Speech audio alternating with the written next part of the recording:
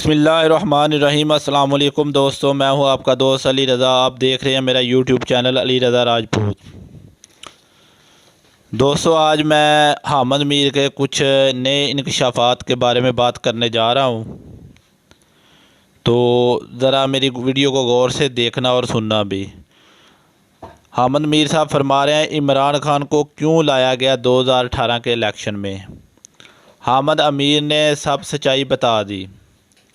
عمران خان کو 2018 کے الیکشن میں اس لیے لایا گیا کہ اسٹیبلشمنٹ نے 2018 کے الیکشن سے تقریباً 2 ہفتے پہلے میٹنگ کی، جس میں فوج کے 2 افسر اور آرمی چیف بھی موجود تھے۔ اس میٹنگ میں شہباز شریف کو بلایا گیا اور حکومت بنانے کا کہا گیا، مگر شہباز شریف نے صاف انکار کر دیا اور پھر عمران خان کو حکومت دی گئی۔ یہ سب کچھ حامد امیر صاحب فرما رہے ہیں۔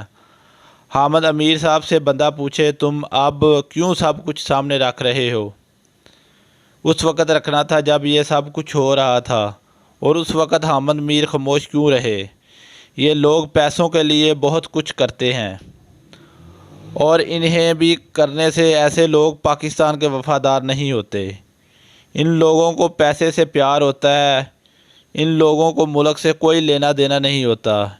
یہ ملک کے سب سے بڑے غدار ہوتے ہیں جو ملک کے ساتھ ایسے کرتے ہیں۔